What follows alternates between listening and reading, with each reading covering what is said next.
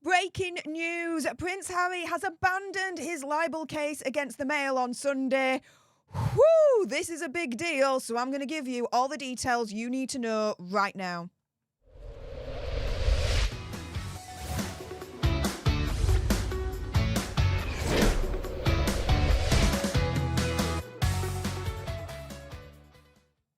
Hey up everyone, it's me, Stef, the Alternate, your nerdy alternative, and welcome to another dose of the Daily Nerd, where I break down the royal news and gossip of the day that's pretty much got me eye, and oh my goodness.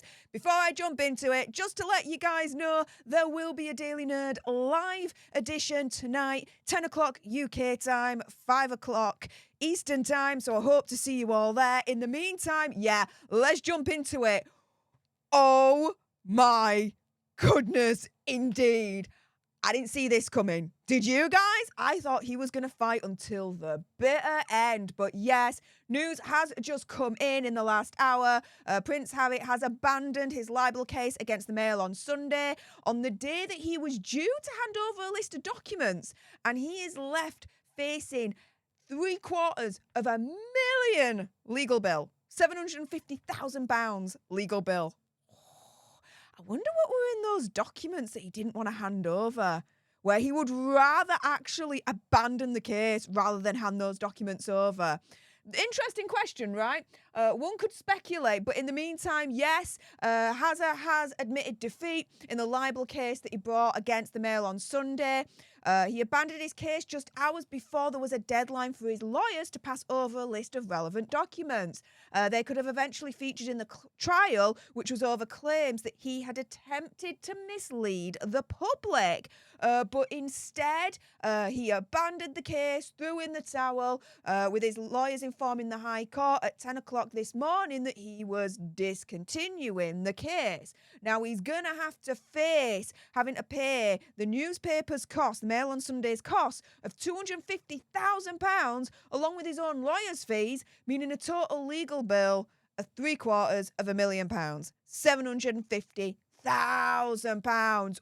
Oh, can you hear the dishes breaking in anger over in Montecito Royale right now? Because I can, that's for sure. Now, what was this all about in the first place? So, Hazza sued the Mail on Sunday for libel over an article which said that his PR aides had tried to spin a dispute with the Home Office over its decision to downgrade his taxpayer-funded police protection. Now, that whole legality situation through the courts, that's still ongoing at the moment. Stay tuned, because any updates, I'm going to let you know.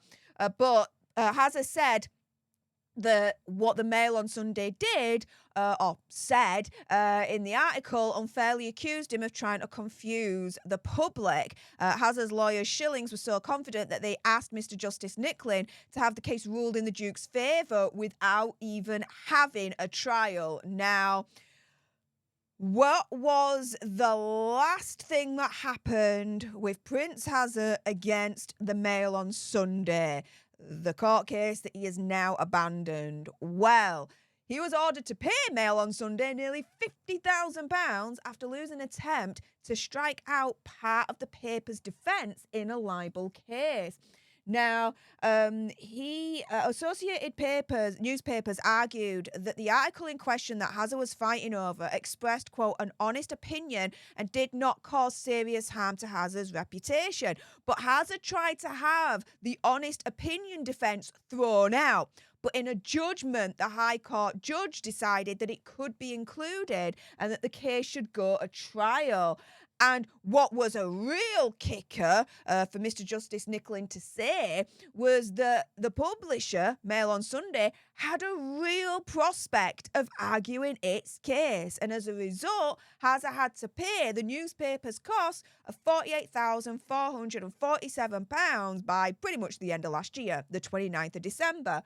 So I wonder, with him losing the last battle against the Mail on Sunday, with the judge ruling that, no, the honest defence argument is going to be in play, and, the publisher's got a real prospect of arguing its case and winning, hearing that from the judge, I'm not surprised that Hazza has admitted defeat at this point, cut his losses, and abandoned this libel case against the Mail on Sunday.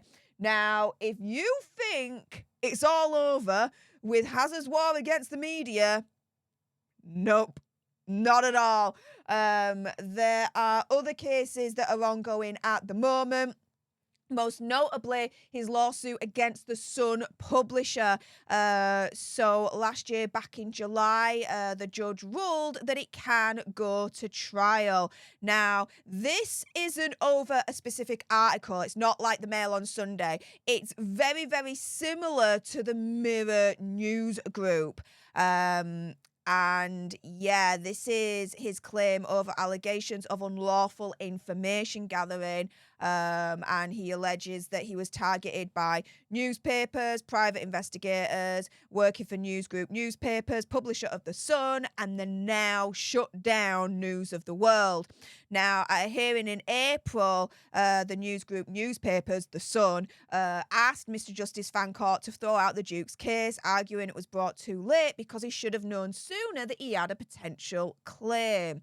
But in a ruling, the judge concluded that Hazard could not bring his claim relating to phone hacking, but that his claim over the other allegations, including the use of private investigation, should go ahead to trial. So Hazard didn't win outright in this mini little battle against the Sun, but it was a small victory nonetheless.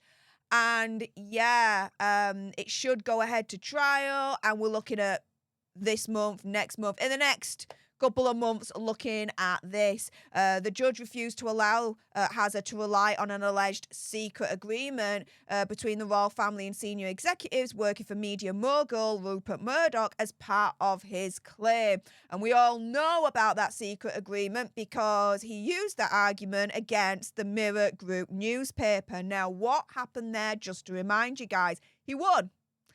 Yeah.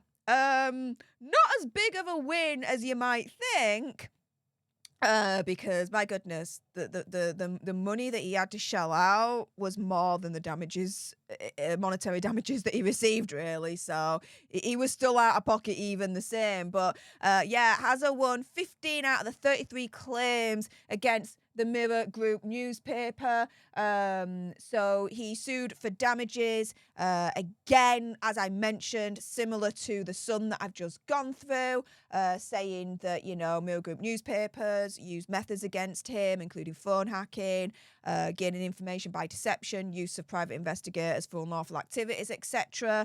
Mirror Group newspaper denied 28 out of the 33 articles involved unlawful information gathering, and that it was not admitted for the remaining 5 articles.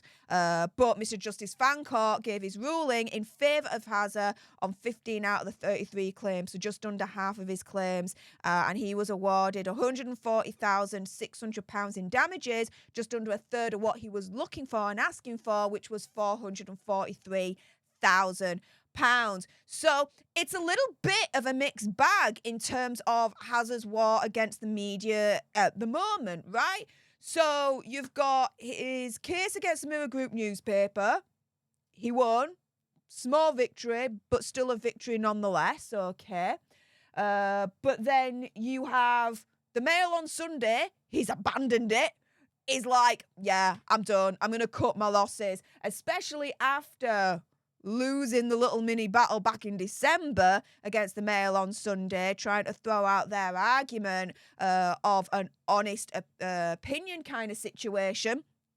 And with the judge turning around and saying, look, they've got a really, really good chance of actually arguing it and winning. That probably went into Hazard's head and was like, okay, well, if the judge thinks that they've got a good chance of arguing this defense that I don't want them to have and winning, then yeah, abandon ship.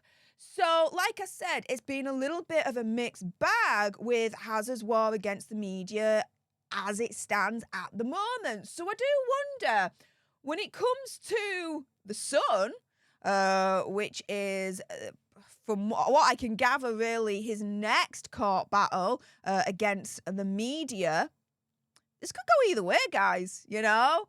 He's abandoned the case against the Mail on Sunday, slightly won with the Mirror Group newspaper. So, Yeah, when it comes to the Sun publisher, this could go either way, right, guys? So with that being said, oh my goodness, what do you lot think? If you appreciated this video and you want more, believe me, of course there's going to be more. Then make sure you subscribe to join our alternate tribe. I'll be honest with you, help us get to 100k so we can get that silver play button right there and hopefully cause a Christopher Boozy meltdown on Twitter. Like, share, comment down below your opinion, conspiracy theories, whatever's. Also as well, if you've got some very strong opinions about Hazard's war against the media, and I bet you do, then make sure you send me a super thanks. It's just below this video right here. We can have a conversation about this because it does guarantee a response from me. And remember, tonight, 10 o'clock UK time, 5 o'clock Eastern, there will be a Daily Nerd live edition. So I hope to see you all there. And until then, laters!